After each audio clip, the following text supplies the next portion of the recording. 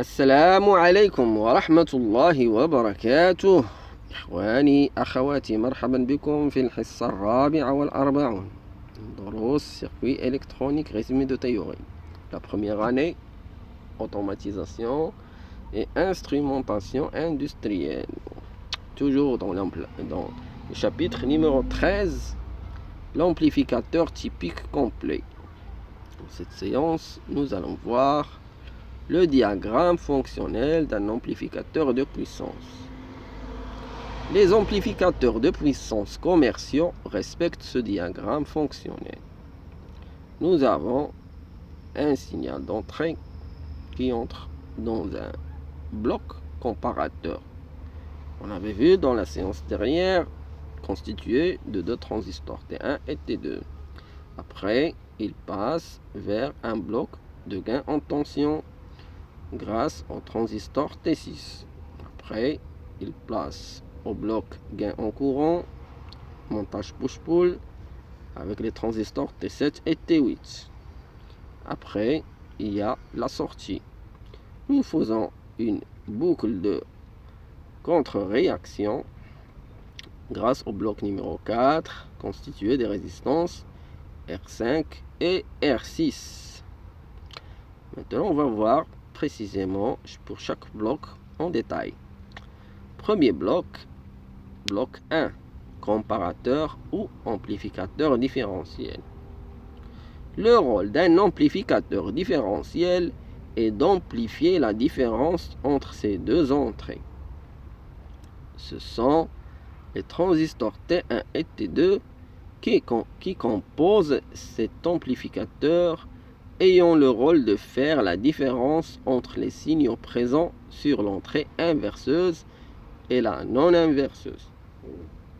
Donc la base du T1 c'est l'entrée non inverseuse et la base du transistor T2 c'est l'entrée inverseuse. Entre les émetteurs se trouve un nœud de courant. La somme des deux courants d'émetteurs de T1 et T2 correspond au courant de collecteur du transistor T3. Ce dernier, transistor T3, sert uniquement à pourvoir ce courant. On dit que T3 est un générateur de courant constant. En supposant que UBE-T3, la tension entre la base et l'émetteur du transistor T3, et encore la tension de la diode D1, UD1 et de la diode D2, UD2, valent 0,7 volts. Le courant IC3 se calculera ainsi. UR4, c'est quoi?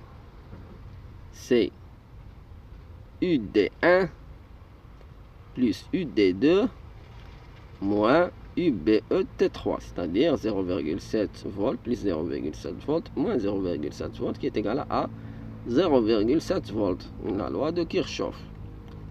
Et le courant, courant du collecteur du transistor T3 est égal à aussi à IE-T3, courant de l'émetteur, qui est égal à quoi? À la tension de la résistance UR4 divisé par quoi? Par la résistance R4. Donc c'est 0,7 volts divisé par 330 ohms qui est égal à 2,12 milliampères. Ça c'est le courant du collecteur. T1 et T2 doivent être rigoureusement identiques au niveau de leurs caractéristiques. Si tel est le cas, et si les tensions présentes à leur base de part et d'autre sont identiques, disons 0 volts, les courants ICT1 et ICT2 sont identiques. Et on dit que le différentiel est équilibré. Rappelez-vous le fonctionnement des entrées d'un amplificateur opérationnel. ICT1, est égal à ICT2 qui est égal à 2,12 mA. Le courant IC3 divisé par 2. Donc il est égal à 1,06 mA. Imaginez que la tension à la base de T1 augmente pendant que celle à la base de T2 reste fixe. La tension UBE de transistor T1 augmente et la tension UBE de T2 doit diminuer. Loi de Kirchhoff. Le courant ICT1 augmente et le courant ICT2 diminue tout en respectant le nœud de courant décrit tantôt. Ceci crée une augmentation de la tension aux bornes de R3.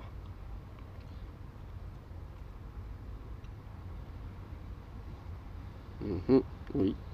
Puisque le courant du transistor T1 est plus grand que le courant au transistor T2, alors ça va créer une augmentation dans la tension de la résistance R3. Imaginez ensuite que la tension à la base de T1, cette fois par contre, elle va diminuer, pendant que celle à la base de T2 reste fixe. La tension UBE de T1 diminue et la tension UBE de T2 doit augmenter. Toujours Kirchhoff. Le courant ICT1 diminue et ICT2 augmente tout en respectant le nœud courant décrit tantôt. C'est-à-dire I1, ICT1, ICT2 est égal à toujours à IC3 qui est égal à toujours à 2,2 mA. Si ICT1 a augmenté, ICT2 il va diminuer. Si ICT1 a diminué, ICT2 il va augmenter. Ceci crée une diminution de la tension aux bornes de R3. Bien sûr, le courant il a diminué, alors la tension il va diminuer. L'amplificateur différentiel ne sera déséquilibré que si les tensions présentes aux bases de T1 et T2 sont différentes l'une par rapport à l'autre. Maintenant, on va voir le deuxième bloc, le gain en tension. Le rôle de l'amplificateur en tension est d'augmenter l'amplitude du signal. Il pourvoit aussi la plus grande partie du gain en boucle ouverte de l'amplificateur. On se rappelle que le gain en tension se calcule ainsi. AV est égal à moins RC divisé par RE. RE vaut 15 ohms et RC, la résistance RC est remplacée par un générateur de courant T4. Une source de courant représente une impédance considérée comme étant l'infini. Cela veut dire que le gain de cet amplificateur est extrêmement grand. À toute fin pratique, l'impédance vue au collecteur de T6 est l'impédance de base des transistors T7 ou T8 parce qu'ils sont reliés. La tension aux bornes de R3 est celle qui polarise T6. En déterminant la tension aux bornes de R9. Cette tension aux bornes de R9 détermine le courant de collecteur de T6. En même temps, le courant de collecteur de T4 est combien? Est de 0,7 volts divisé par 33 ohms. Où est-ce qu'on a trouvé 0,7 volts? 0,7 volts parce que c'est la même chose que pour le T3. Si vous vous rappelez bien, la tension, on va dire la tension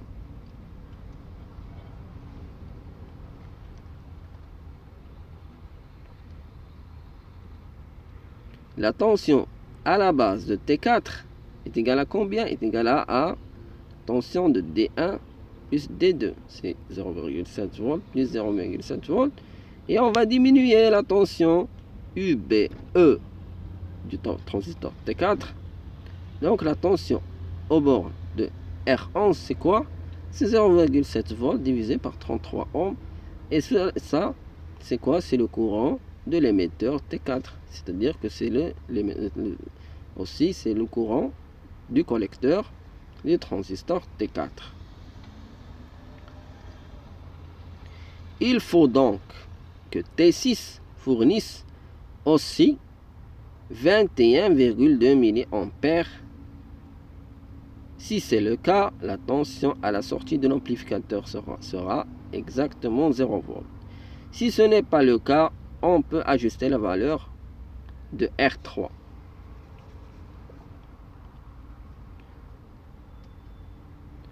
Le troisième bloc, le gain en courant. Le gain en courant est pourvu par le montage push-pull composé des transistors T7 et T8. Il a une polarisation, bien sûr, de tension. Le bloc numéro 4, c'est la contre-réaction. R6 et R5 ajustent le gain de l'amplificateur selon le besoin. Le condensateur C3 relie R5 à un point commun au point de vue alternatif, mais il demeure un circuit ouvert en courant continu. Ceci permet d'obtenir un gain unitaire en courant continu. Cette boucle de contre-réaction contribue aussi à la polarisation du système. Si la tension de sortie pour une raison quelconque devenait trop positive en courant continu, cela ramènerait un courant à la base de T2. Ceci aurait comme effet de faire diminuer le courant de T1, qui ferait diminuer le courant de T6, et ceci ramènerait la tension de sortie à 0 V. Le phénomène inverse se produirait dans le cas d'une tension trop négative. C'est la beauté d'une contre-réaction, ça fonctionne toujours. La structure qu'on vient d'examiner est aussi la même qu'on retrouve à l'intérieur d'un amplificateur opérationnel. On ne réinvente pas la roue. شكرا لكم إخواني أخواتي على متابعة هذه الحصة. استودعكم الله الذي لا تضيع ودائعه. السلام عليكم ورحمة الله وبركاته.